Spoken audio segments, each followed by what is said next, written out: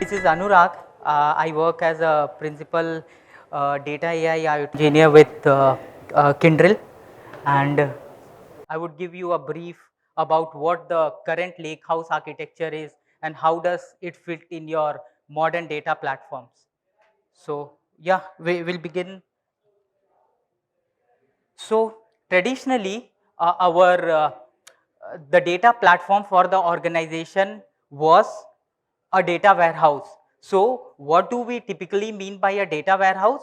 Somewhere where we can store the data in a tabular format, that's more of in rows and column, and basically it used to deal with the structured data. So the data had the schema wherein it was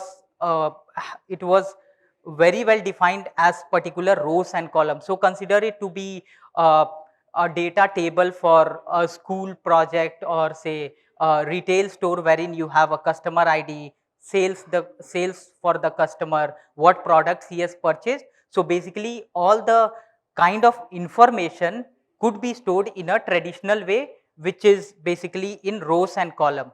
So over the period of time, what happened was, with the advent of something called the big data, which is characterized by the 4 V's. So after 2010s, basically the era of data warehouses started diminishing and the era of data lakes came. So what led to the emergence of data lake? So everybody now understands, and they would be hearing the term that data is a big oil. The more you refine the data, the more values you get out of it.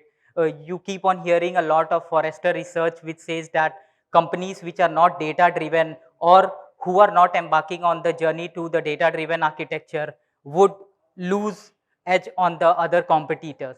So basically, now what happened with the advent of big data, wherein data started coming in different velocity, data started coming in huge volumes, data started coming in different schema formats.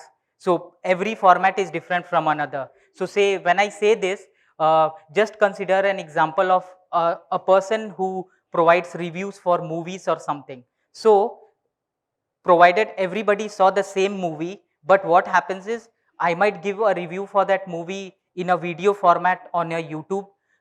The same movie will have a review in a text format on, say, a Twitter handle, or probably somebody might give a review using a audio on a podcast. So you see, the 360-degree view of the review for the movie comes in a .mp3 format of an audio, say a .mp4 format for a video, and a .text format for a Twitter review. So if we want to understand what are people, what is the perception of people about that movie, we have to consider all the 3 type of data, right? Previously that was not the case, because our data warehouses were not meant to store such kind of wide varieties and wide schema variant of data.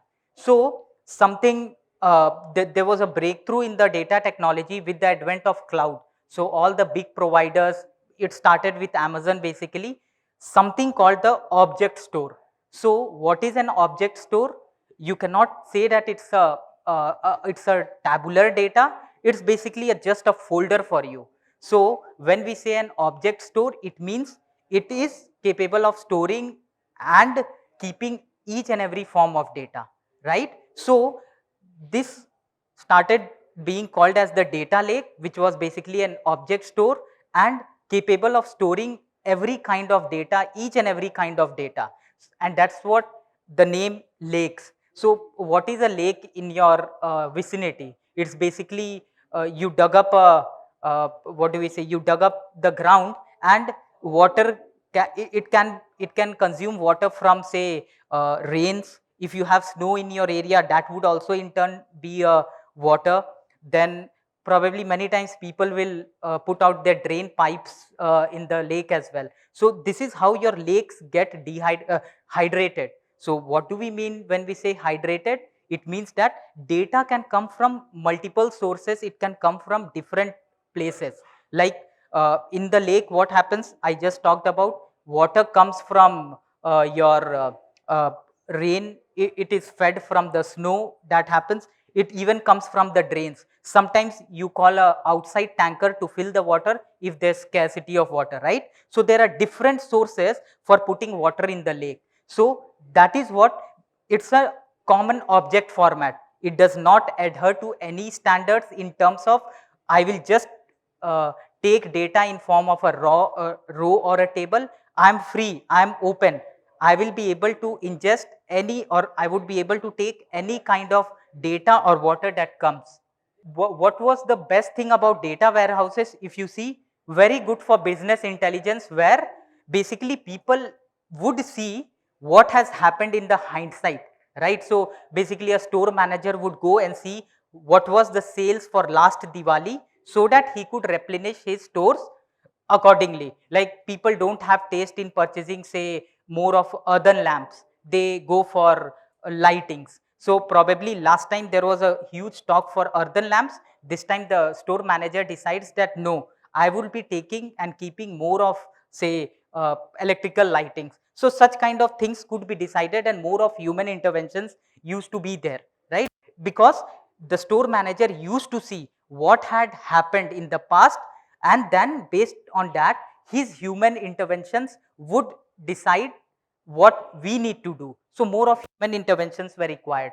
But then era of big data, machine learning and everything, wherein people wanted to start moving from human based uh, human based uh, thought process to more of machine level prediction driven, or prediction driven sales and things like that. So that is where machine learning, the advent of machine learning happened. How basically in machine learning, it's a very famous quote: the more data, the quality of input data determines the quality of your models. So you give a garbage in and you get a garbage out, right? So that's the whole concept of the machine learning model. But one very important aspect is data has to be present to train your machine learning models. The more data you provide to it, the more quality data you provide to your models, the better your model becomes at predicting things. Okay, predicting, classifying, different terminologies for machine learning. But at the end, the concept is the more better quality data you provide, the better outcomes you get from your machine learning models. Now, having said that, how would you provide more data to your machine learning? If from the very beginning you are constraining your data model, wherein you are saying, boss, this room has, say, close to 100 chairs, any person beyond 100 would not be able to enter this room. If you have such kind of a constraint, the knowledge would not be able to be imparted to a lot of people, right? But if you do not have a constraint, you say that it's okay, there are 100 chairs in the room, but still if people are okay to stand and listen to the sessions, we are okay with that. So you see the difference in the approach, right? Wherein you have opened your room to everybody, irrespective of somebody sitting downstairs, somebody getting his own chair and sitting. So this is the whole concept of the object store, wherein there is no constraint in the kind of data you can store. Basically it's a flat file kind of architecture, right? So this is a very simple block diagram for a big data architecture, wherein the left hand side of the spectrum starts with different sources of data.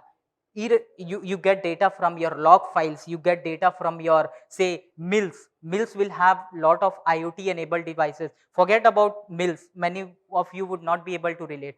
Most of you would be wearing smart watches, and when you see your heartbeat, your blood pressure, you see your how much you have slept yesterday. So how does that happen? Nothing is happening in this small watch that's there. Everything is being transferred to the cloud, the calculations happens, and then it gets back. So you see, for your say, for your heartbeat, the details have to be captured per second, but for your sleep pattern, the details would be captured over a period of 6 to 8 hours you are sleep. So you see, same parameters from same machine, but with different velocities it is coming. Your heartbeat is being captured per second, but your sleep pattern is being captured over a period of 6 to 7 hours.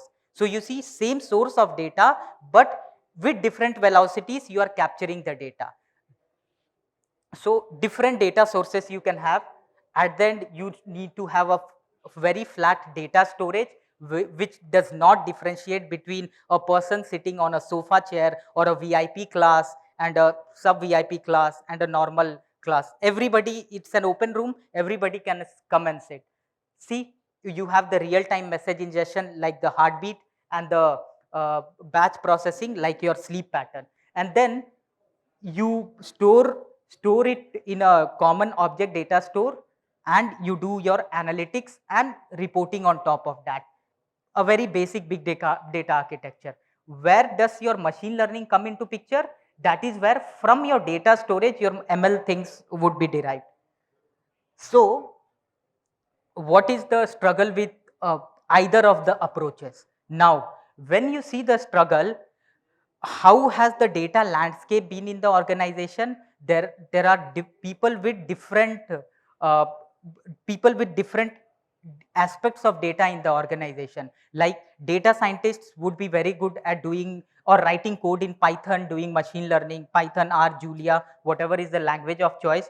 There would be data analysts who would be doing SQL, and there would be Power BI experts who would be writing, who would be creating data marts for getting the visualization layer uh, for the business, right? So you see, two very different components, data warehouse and data lake, both are both are coexisting. There is no way where organizations could think of moving away from either of these, because they want to know what had happened in the past so that some human intervention would be there to foresee the future, but they also don't want to be left behind in the data war, wherein they want to do machine learning as well for their predictive analytics needs and things like that. So two very disparate system, what's happening? People are not able to manage, right? Because until now, most of the vendors I would say most of the tech vendors are either very good in data warehouse. Say you have Teradata. Most of you might have heard who have come from the data warehouse background, right? So you might have Teradata, you have Informatica, you have very old Oracle, you have SQL data warehouses, right? Very good for traditional data warehouse rows and column approach. Then then you have the data lake vendors. You have Amazon S3 bucket, you have Azure blob storage, you have Google Cloud bucket. So you see, what are these data lake components called? You are calling Amazon S3 bucket. Why it's a bucket? Because you can just put it in the lake or something, you can draw water out of it. You are calling Azure blob storage. Blob, binary large objects. I do not differentiate between a row and a column. You call Google Cloud Storage bucket. It's a bucket. You just put it somewhere, pull out the water, right? So very open formats. Those were very good at the Delta Lake those were very good at the data lake approach.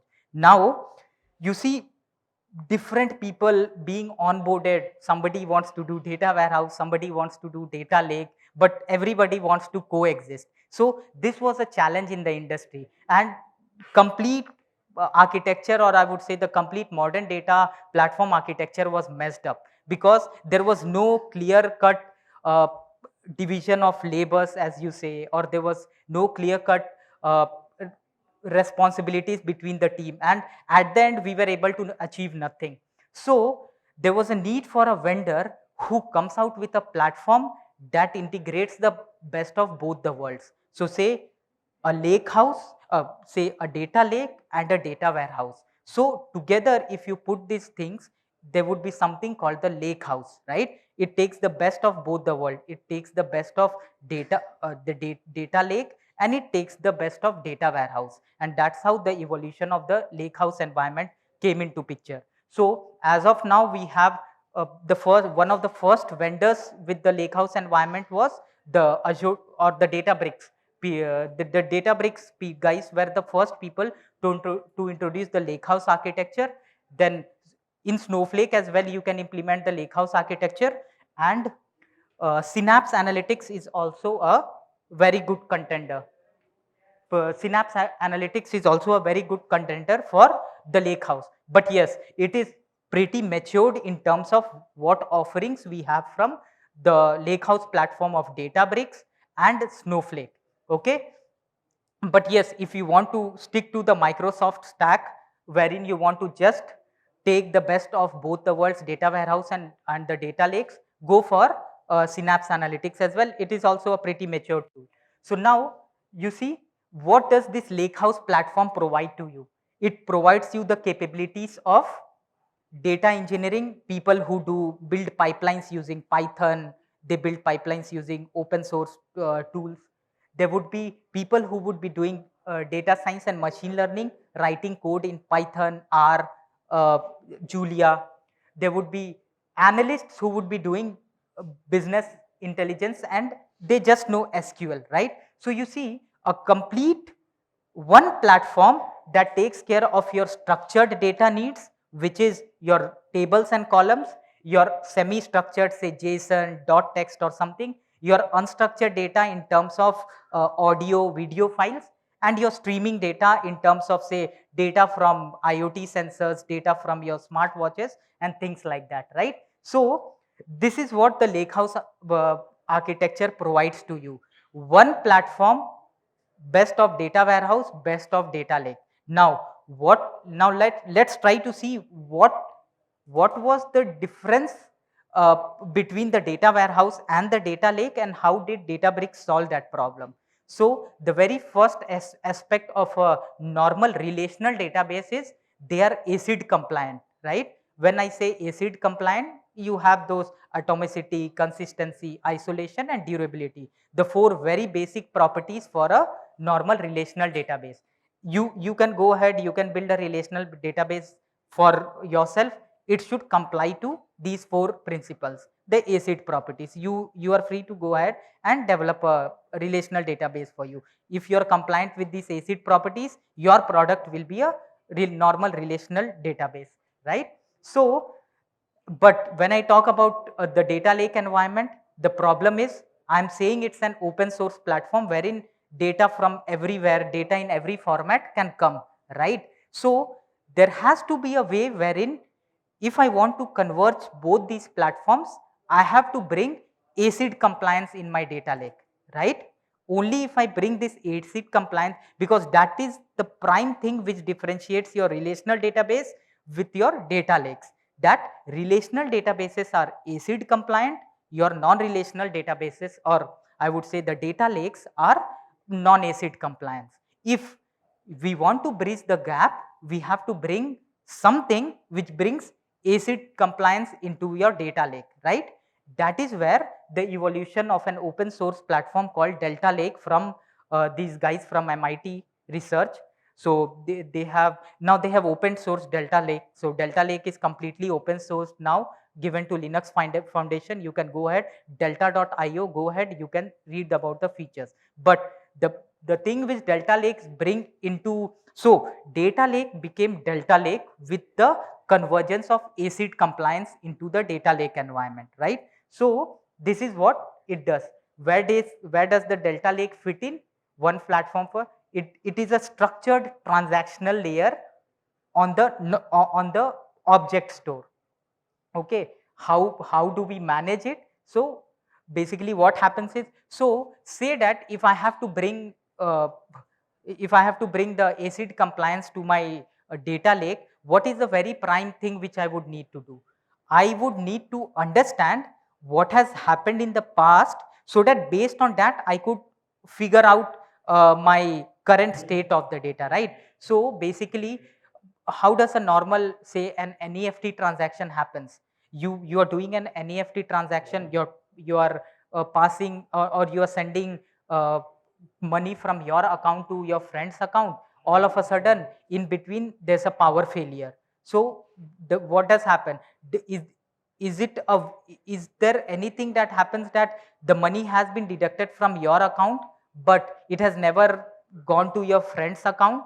There is never such case, right? That is where they say that uh, isolated and durable transactions happen, either or none. Either the transaction will happen or the transaction will never happen at all, right? It will never be the case that 1000 rupees has been deducted from your account and on passing it to your friend's account, but it never got credited to him and it has been debited from your account. No, that can, sometimes there might be a power failure, sometimes there might be a network failure, but still there's a way wherein either it will be reversed back to your account or it will go back to your friend's account, right? So it means that in the background there is somebody who is keeping a note of how my data is moving from one end of the spectrum to the other end, right? Because only then he would be able to say that, okay, there were 4 steps required for this transaction, but due to a power failure or a network failure, at point number 3 there was a failure, right? So that he can either track back to the previous account or he can bring back the money to the receiver's account. So there is somebody in between, right? That is what came into picture. And so you see, yeah, data lakes, we talked about this. Yeah, so see, it is making ACID transaction. How do we make a normal data lake as a, and when we bring ACID compliance to my data lake, it becomes a delta lake, right? Because you have got all the best qualities of the normal relational databases to your data warehouse. Okay, so you see, this is file number 1, file number 2, file number 3. So in your big data world, files keep on coming, right? So, and you see there is a log which keeps track of. So say that you are processing 1 petabyte of data from a source to your cloud environment. 1 petabyte of data, which is like, consider it to be a huge chunk of data. Data is coming in chunks. Now all of a sudden there's a network failure. Okay, then what happens? 500 GB of data is there in the destination site and 500 GB of data is there at the source site. So neither the source is compliant now because it has already lost half of its data, and your destination also does not have half of its data. So we are in a complete mess, right? Because neither of the places the data is consistent. We have already lost the data from the source, but it has never come to the destination and data is gone, right? So that is where what happens, there is a log that's maintained. So every time your data is flowing, huge chunks of data, there is a log that gets created. So if at all at a very particular point of time, what happens? There's a network failure. So there's somebody to take care that, no boss, out of 1 TB of data, 1 terabyte of data, 500 GB or say row number 3,21,200, until that record it has come on the destination side, but beyond that it's still on the source side. So the next time the network opens up, it will pull from the very next day, which basically most of you might be aware of. It's called the change data capture. Basically, until what the data has been moved, from there on starts moving the data. So that is how it's done. It's done using the delta log approach. So somebody is logging each and every transaction, because the moment there's a failure, he starts from the very next time, right? So when you have the delta log enabled for your data lake, that is where you get the ACID compliance in your data lakes, and then your data lake becomes a delta lake. Okay, so now what did we satisfy? One aspect of the problem, your data warehouses which were ACID compliance. Now your data lake is also ACID compliant and it is open source object store. So it brings the best of the data warehouse to itself, right? So the two architectures merged and it became a lake house, right? Data lake plus data warehouse becomes a data lake and delta lake or a lake house environment. But still we are missing on one very important aspect. How do we get the people to work on this? When I say people to work on this, your data engineers, very well, they can write Python code, they can write Airflow, NiFi, whatever are the orchestration tools. These guys will write their ingestion pipelines on that. Now the ingestion pipelines are written, data scientists will also be able to write their Python code on this, do their machine learning algorithms. But where do we fit the business analysts or the data analyst who would write the Power BI reports, or who would be generating the Power BI reports out of these files? That is where something called the SQL analytics come into picture. Okay, so SQL analytics is something wherein in Databricks, which brings the capability of raw SQL to be written on the data Databricks environment, right? So this is where I talk about the AC transactions. See, the best thing about this Delta logs is at any point of time, you can go to a historical version and you can check what was my state at say a particular point of time. Okay, which is basically in the normal data warehouse, you will call, you go to your recovery time, RTO and RPO, wherein you go to 7 days of failover your warehouses provide, right? Most of the warehouses will say that no, you can go back to the previous 7 days and you can see what was there in the failback mechanism. So you also have this time travel over here. It's called the time travel in the Lakehouse, wherein you can go and you can go back to a timestamp, you can go back to a version. Okay, so basically the Lakehouse has Spark under the hood, so it's not a normal SQL, it's a Spark SQL. Very, it's more or same less. Don't confuse. See that if you know SQL, you can work on Spark SQL as well. Not a very big thing. The best part is Spark is something which is providing you an in-memory very fast computation, right? So this is a de facto for most of the machine learning platforms now. Everybody wants to work on Spark. Apache Spark was the open source thing which came into picture. So you have a lot. See, you have indexing like how you have in your normal warehouses, just for running your queries faster. You can optimize. Uh, you can optimize it. You also have, yeah, the second the second thing which is very important in a normal data warehouse is your data warehouses are very well access controlled in the sense you can you can define row level schema, and I would say the row level security and the column level security can be defined in a warehouse, right?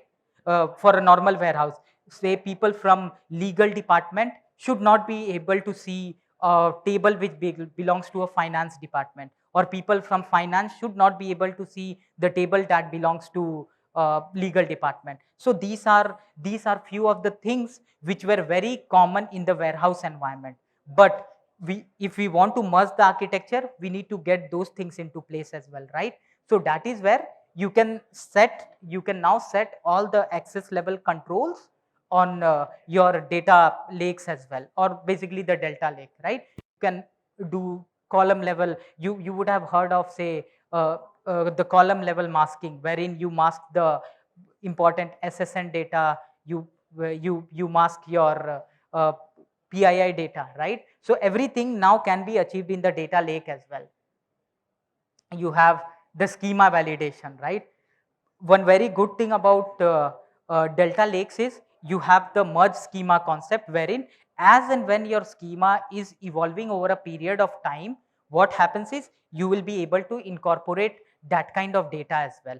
So this is a shift from how the data warehouses world work. So consider an example wherein say you have designed a system for students admission into a school. So every student in a school should be having a roll number, he should be having a class, he should be having say subjects. Just consider a very small database, right? Student ID, class ID and subjects. Now all of a sudden say this the school has merged with an extra with a new school, or some new columns you want to add to your database table over here. Then in that case what happens, you have to go ahead and fill all the previous values with zeros and things like that, right? But that is not the case with the data lake or the Delta Lake, wherein you have something called the merge schema concept, wherein because in the big data world, see, you never know, most of the time you're getting data from external vendors. They may go ahead and change their structure at any point of time, and what happens is your whole downstream system fails. So every time the upstream system makes some changes, all your downstream systems fails. So imagine one of the VPs or your CEO coming in the morning, he wants to see some sales figure and he sees that uh, he sees that the Power BI is down. It will not be a good thing for him, right? Then the escalations will happen all over the world from or to all the down the downward system. That is where, to make it more robust, what happens, there's something called the merge schema concept, wherein even though the source systems change a bit, there is a provision wherein your pipelines will not break if you involve the concept of the merge schema. This is basically for the data engineers who build the pipelines, how the data is flowing from the source system to the destination system. Okay, so basically this is there was another slide, right? The block diagram. Let's go to the block diagram. Yeah, this is the block diagram, right? But if we want to incorporate the whole thing in the Azure world, we are talking about Microsoft systems. So this is how your architecture would look like. Yeah. So you see, you on the left hand side where I talked about different data sources, right? You have unstructured IoT data, you have log structured media, lot of data, right? Real time ingestion happens via one of the good tools from Azure, the Azure Event Hubs. You have the batch processing system. So this is the whole Azure. This is the whole Azure system. How you can implement your data lakehouse or the lakehouse architecture in Azure. So you see, you have the Power BI on the very right hand side. You do this is ML flow is nothing for the time being. Consider it to be a place where you can run your machine learning algorithms. You see, you have the how the data is moving from the raw format to the refined format. Would you ever want to gift say bronze ring to your wife? Probably not, right? So you would try to wait for the time, earn more money and give her a golden ring, right? So here as well you see on the right hand of the spectrum, when your VPs want to see what's happening in their organization, that is where you refine the data, right? You see there's something called the gold table. So gold table is something where only business use case data would be there. They should not be seeing any crappy data, because they should not be seeing a wrong data. That is how your this is basically a medallion architecture, we say, wherein data moves from one layer to another and it gets refined. So you see, from the bronze layer it becomes a gold layer, and then you expose it to the outside world. So people give a lot of different formats. Somebody calls them bronze, silver, gold. Somebody calls them raw, staging and business layer. So yes, this is in short about the lakehouse architecture. Thanks everybody for your time.